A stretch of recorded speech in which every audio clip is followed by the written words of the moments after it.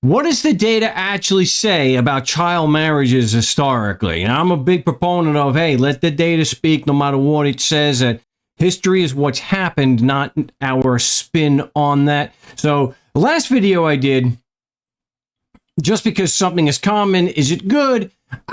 No, it's a resounding no. And wow, I really do want to see the data on that video. Wow, okay. See, data is not always going to be to our side. You know, it's certainly not going to meet our expectation if we look at the data on some of the recent videos here.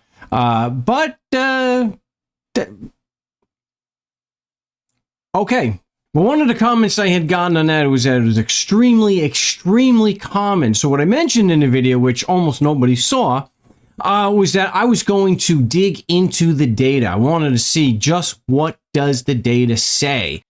And that's where I came up with, I got this. Since in the video, my 2 times great-grandparents, they got married in 1813, July 4th, 1813. That makes it easy to remember. I figured what I would do so that I could do this video and not have it take like 6 months, I would take the year 1813 in Siicly. Now, I know my data set is very small. I get that. I get it.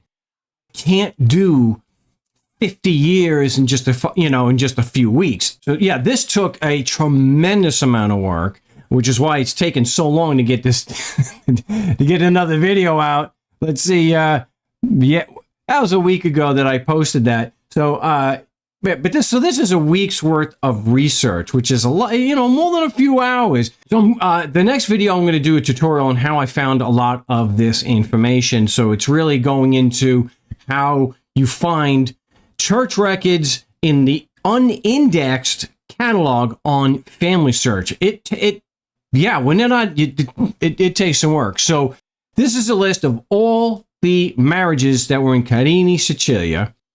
And it is not an extensive list because it's not the biggest town, but it's not the smallest town either.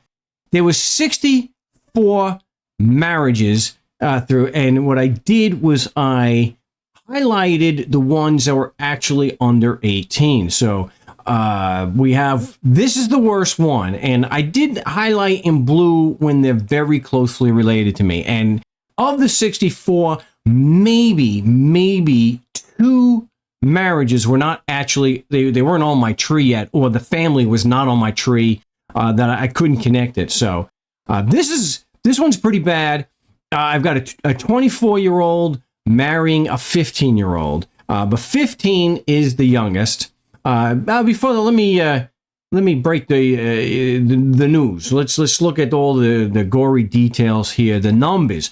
64 marriages in 1813 in Carini, Siicly. For those who are not aware, that's where Mia Familia from, and it is in the western part of the Palermo province, there on the island of Siicly. We have 5 out of 64 marriages were under 18.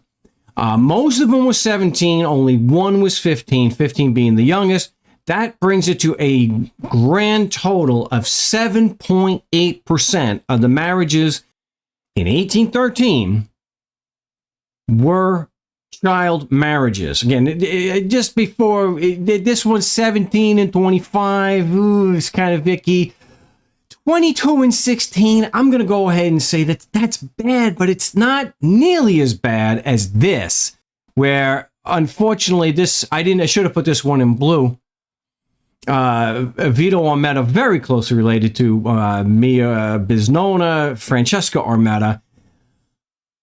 He's 34, she's 17, so double the age. So when you see that, and then you got a 22 and a 16, it doesn't look nearly as bad. But 34 and 17, I'm going to go ahead and say that is predator territory there. Then we have a 16-year-old. 24 and 15, that's pretty bad. From what I get here, the average age kind of bears out the historical. When you look for the historical data as far as the marriage age, this kind of bears out that about 22 22, 23 is the average. So, and I just can't get all. I'm glad that there's only one. I'm glad that there's only one 34 and 17. I did a video a month or two ago where there was a 34 and a 17, double the age.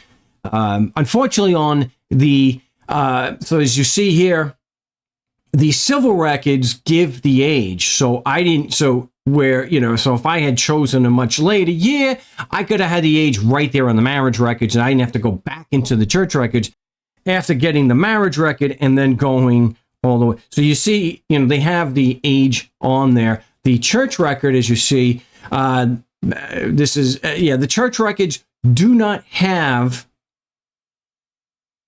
the age, which really sucks. They do have the, like the civil records, whether the parents are alive or not. I probably would have made a comment here of Grazia's Giambanco, the 17-year-old, if her parents had died because of this. So apparently they were able to. She was 17. I know she's 17, but 17 is a child. It's not like she's married a 22-year-old or a 25-year-old. This guy's literally double her age. So I'm gonna have to go ahead and say that Vito, you indecente. This is an infamia you brought on mia famiglia.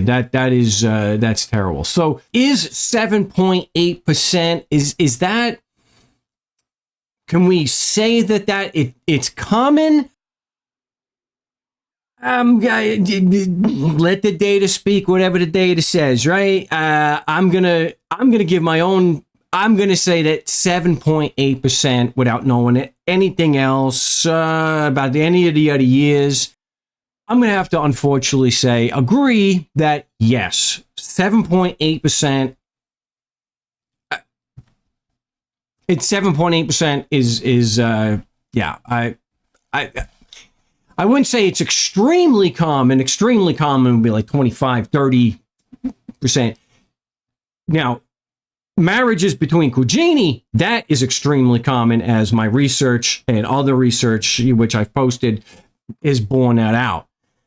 Cousin marriages are a hell of a lot more common than child marriages. So I'm kind of horrified that it's as high as 7.8% in 1813. So like I mentioned before, for the next video, I'm going to get into the weeds and how I was able to get all this information, is because the catalog for the church records, especially for Siicly, are really good on Family Search, but not indexed. So I'm going to go through a tutorial. So this could have taken me a few months. I'll go through and I'll give you some. I'm going to go through and do a tutorial to show how I did it. So maybe, let's say 4 or 5 weeks worth of work I was able to do over the course of a week. Still a week. It's a lot of work. This is a lot of work. But generally, for our purposes on doing family history, we're not usually looking at 100 marriages at a time. So look for that in the next video. Until then, now go home and get your fucking shine box.